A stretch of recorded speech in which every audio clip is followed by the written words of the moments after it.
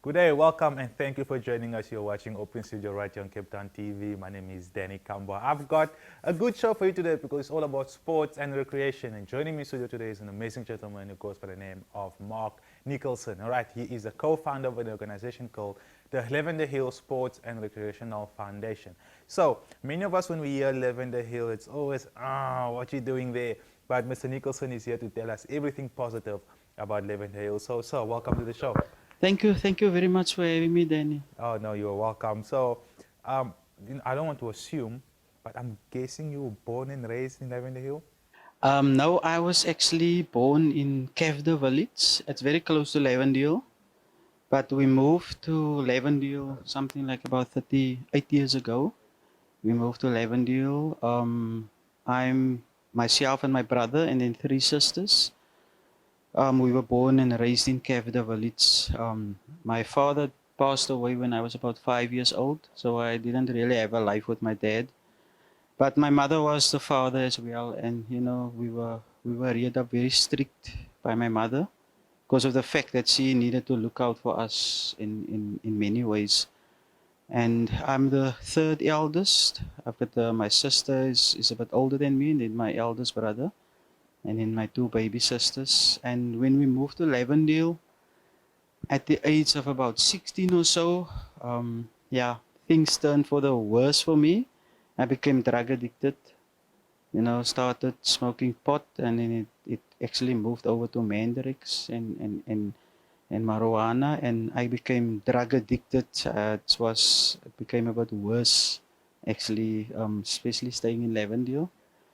Because why then I just didn't care about life anymore, and my whole of my youth years was basically taken away by myself, not by other people, because why I chose to go into that route. But we were reared up very difficult, and I respected my mother very much. Yeah, my brothers and my sisters, they very strong. We are very musical family as well. So I'm currently the only one that only sings in the church choir. But my brother played the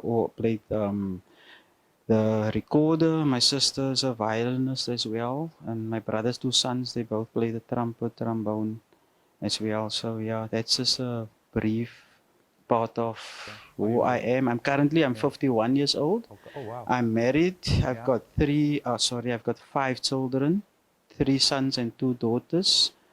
I've also, one of my sons is an adopted son. I've got five grandchildren as well. So yeah, that's Wow. me. You've had a busy life, hey? You've Yes, had a definitely. busy Yeah, life, yeah. definitely. Yes. I mean, sounds like you're apostolic. Yes, I am Are you? apostolic. Yes, I I'm am. apostolic as well. I See how know. we connect there? Yes. And I think that is through the White family. Oh, yeah. Yeah. Through the white family. Yes. Oh, Yeah. wow. Yeah. We've met once. We've We have met met. once. Yes, at our church Okay. when you were with Candace. Oh, wow. Wow, Yeah. wow. No, no, it's a small world. Yeah. Quite When a I small saw world. you, I thought I have seen the gentleman before, but I'm not gonna say anything. Yeah. And boom, it just came out. Oh, wow. No, it's quite a small world. And I mean, you've grown up in a very difficult place, Lavender Hill. And, it's that place is known, it's on the map for all the wrong reasons. And I mean, you've been in the deep hole, you managed to get out of it, and how is coming out of being an addict been like for you? It was hard. It was very hard. To be honest with you, I was a vagrant living in Lavendale. I used to collect scrap. I used to steal to have my fix. My parents' home became a prison for them because why? If I had to come in, something will go missing. And that was just who I was at the time. People were very scared of me. They just stole me and they just thought that this guy's gonna rob you now. I was just skin and bone at the time. I think at the age of about 25, 26 years old.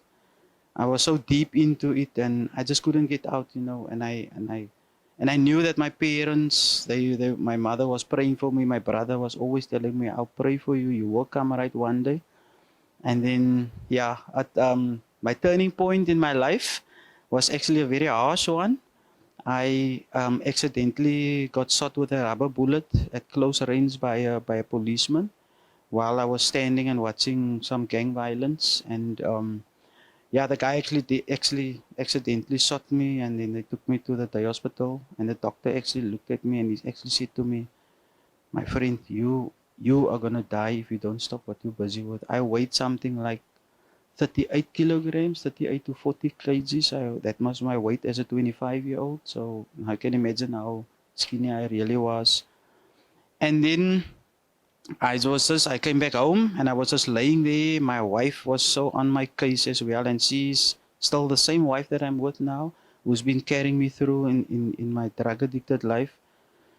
And after about 2 or 3 days of just laying there and not being able to move, I realized that when days are dark, friends are few. That's when the words really kicked into me, because I had no friends. The only friend that I had was my wife, coming to bath me, feed me, being there for me, and that was a turning point in my life. And I think it took me about 2 weeks, 2 to 3 weeks to recover, to actually really get up. And when I finally got up, my brother actually came to me. He was a priest at the time, and he actually gave me the Bible. He said to me, "You need to start reading the Bible." And I read the book of Joshua, and that was my inspiration as well. What he had to go through, and things just started. I started feeling better, because why now I've been 2 weeks without a fix. And I eventually, when I came outside, I just felt the sea air, and I could just smell anything that I never used to smell properly. It just all the senses just came back to me, and then I just said, "No, God has spoken to me, very very very loud, and I needed to listen." And then I just stopped. I just stopped using Mandrex. I stopped drinking. I stopped smoking cigarettes as well. And yeah, life. I started picking up myself slowly but surely. It took a lot of courage, having to walk past people that is busy smoking, and here you are, you've just stopped now 3 weeks ago, and it's the temptation is always there. But I just grew stronger and stronger, because of the fact that I knew that I didn't want to go back to that life again. Yeah. Wow, Mr. Mark, thank you so much for that message, and thank you so much for giving us insight to your story, where you really come from. So we're going to take a short break for those that's watching at home, and when we come back, we're going to dive in deep about what the organization is doing and how they're helping the community of Lavender Hill. So do not go anywhere. We'll be back after this.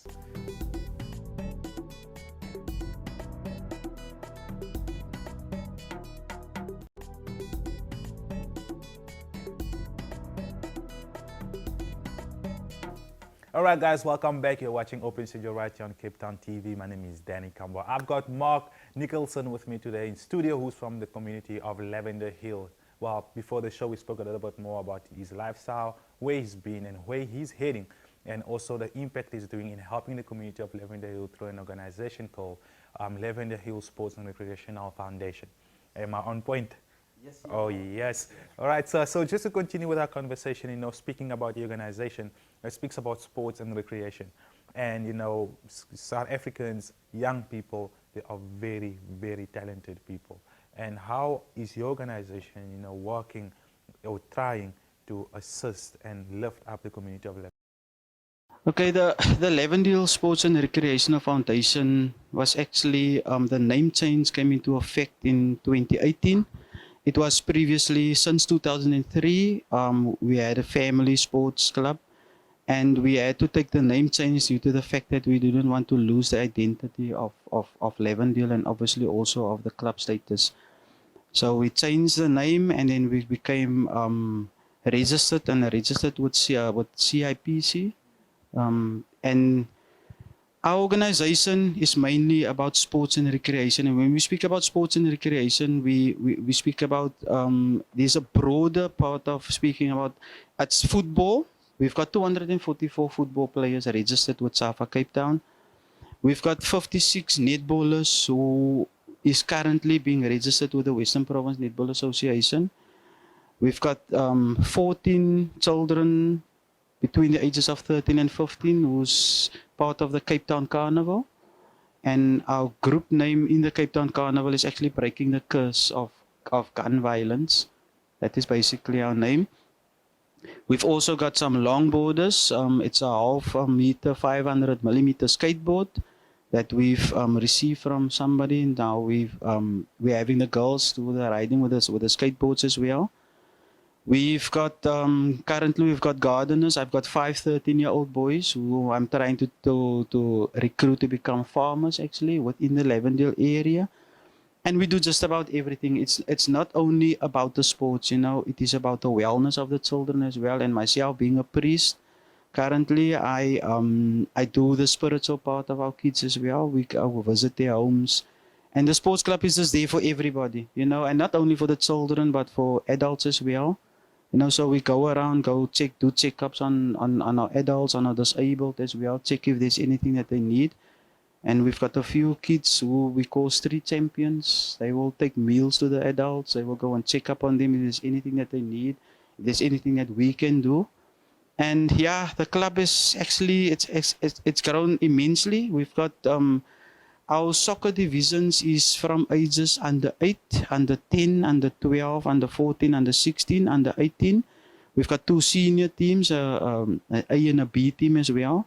Our senior football team has played the playoffs last year to get promotion to the Castle League. We were knocked out in the knockout stages, but it's a big achievement for the club becoming into existence since 2018.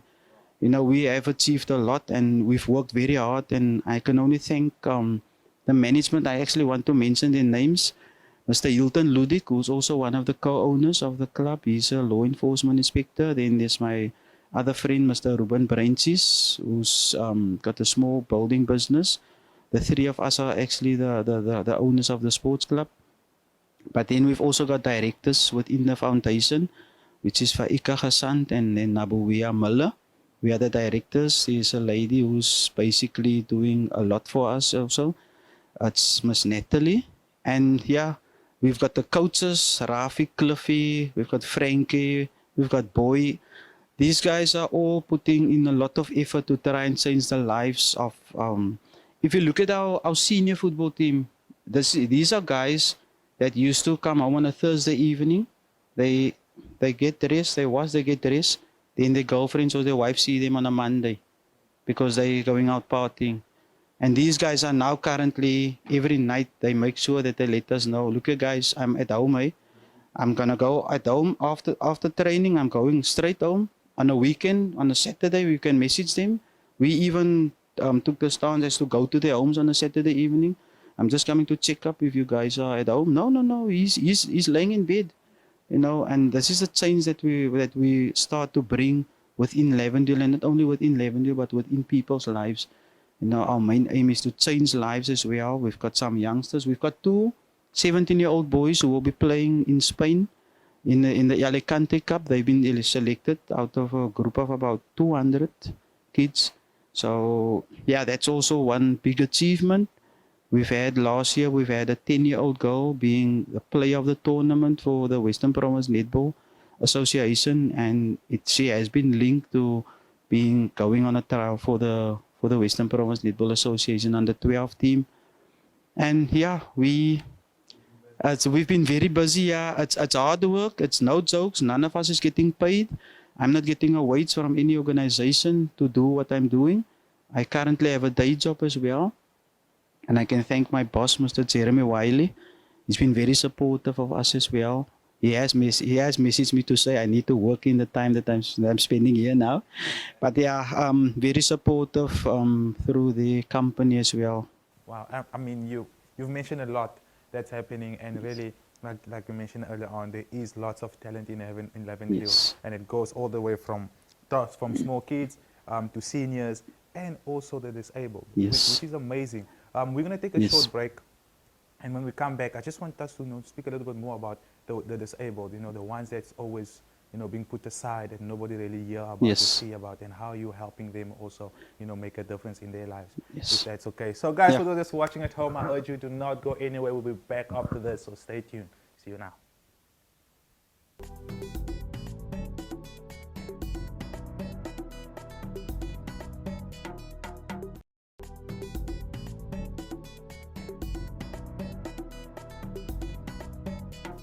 Hey guys, welcome back. You're watching Open Studio right here on Cape Town TV. I'm Danny Campo, and joining me today in studio is an amazing man who goes by the name of Mark Nicolson. He is the chairman and also the co-founder of an organization called the Lavender Hill Sports and Recreational Foundation. Amazing work that they are doing, and sir, we thank you. We thank you for making a difference within our communities. Thank you for bringing the children out of the gutter, because you know what it's like, to be lost in drugs, to be lost in gangsterism. You know what it's like, and so you're trying to make a difference. So we mentioned before the ad break that when we come back, with everything that's going on, we're going to speak about those that, society has forgotten about, where we don't always, Yes. speak about, or we don't see them much, is the ones that are the disabled. All Yes. right, so how has the organization been helping those that are not able to help themselves, matter within society? Yeah, I think our constitution states that we also need to focus on the disabled, and that is priority. Currently, we've got a gentleman who's deaf and dumb. He's a registered footballer. He has been playing a few games. We have to guide him at times because he cannot hear. He cannot hear anything at all. But he's been doing well, and he's very excited as well. And then yesterday, I've actually one of the directors of another project that we're busy with. He's an ex-prison, 28 prison gangster, Turner Adams. He was in the movie of Four Corners. So he's also one of our directors, and his duty is obviously to work with ex-prison offenders who comes out to rehabilitate them as well. But his little nephew, I mean, I was amazed yesterday when he brought his little nephew, and he just said to me, nah, he just wanted to bring him to me, and the guy actually sang to me. He's something like 4 or 5 years old, and it's Is the with the nephew disabled? yes, Okay. he's got cerebral palsy, and he obviously cannot also see properly. But I mean, the way that he was handling that cell phone, I said to him, "Are you sure this guy is unable, doesn't have all the vision? Because why the way he was handling his cell phone." But I think, and I spoke to him, and I said Yeah. to him that we have to do more. Yeah. We've got a young man who's disabled, who's been in an accident, and his leg is actually pulled up. He's walking on his toes, and he's a soccer player. And he's actually said to me, when are you guys going to register me? I said to him, I need your paperwork so that we can start registering you. Because why? We cannot discriminate in any way Yeah. possible. Because why? These children, they seem to think that life has pushed them one side Yeah, because exactly. of their disability. But they never accept the disability because of the fact that they can prove to us that they can also do what a normal child can do. So we're focusing on just about everything, especially the disabled, and not only in the sports. We help wherever we can, because I'm currently also helping two families who's also got disabled children. Okay. So we try to support them when they need kimbies, when it is something to eat that they Yeah. need. We will be there for them. And yeah, Wow. And we yeah. we just love what we do. It becomes a passion, so you look past the obstacles that is in your way, because why, there's always a way around everything. Yeah, and I mean, Lavender Hill is quite big, and there's a lot that has been happening there, that is negative. And, we're always hearing stories, this happened, this happened, that happened, and it's not always pleasing. And it does put fear to those that are there, good Samaritans like you. It does put fear to want to go out there and make a difference. Yeah, so how has the, community and families responded to your effort in giving the children to you, and have you, work with them despite everything that's happening around you?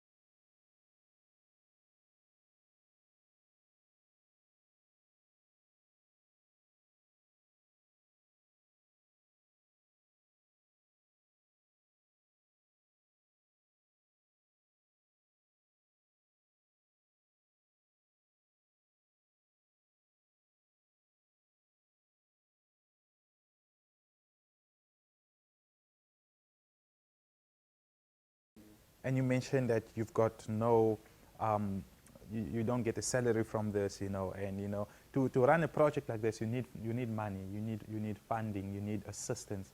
So has there been any form of, you know, assistance that you guys are getting in order to help these kids? Yeah, yeah, like I said previously, none of us are volunteers. We're not getting a wage. We're not getting a salary. We've got a business account that people can donate to, and yeah, we've what we've done previously is that I'm always on Facebook.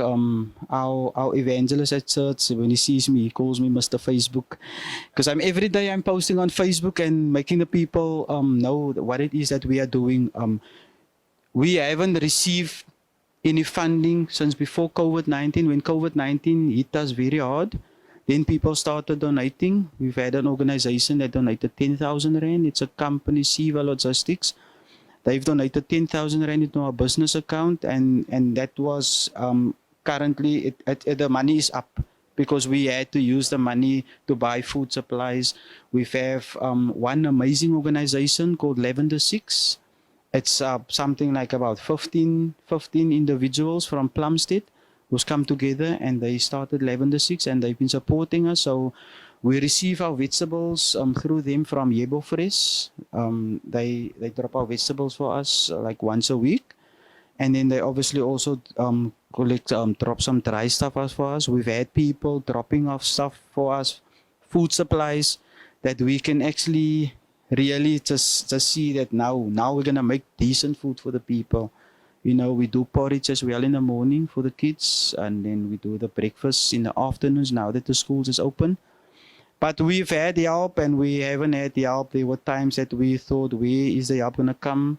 And then suddenly a car pulls up. Oh, I've got some rice, I've got some lentils, you know, I've got some vegetables for you guys. And we just keep going. We're currently using my backyard as our kitchen.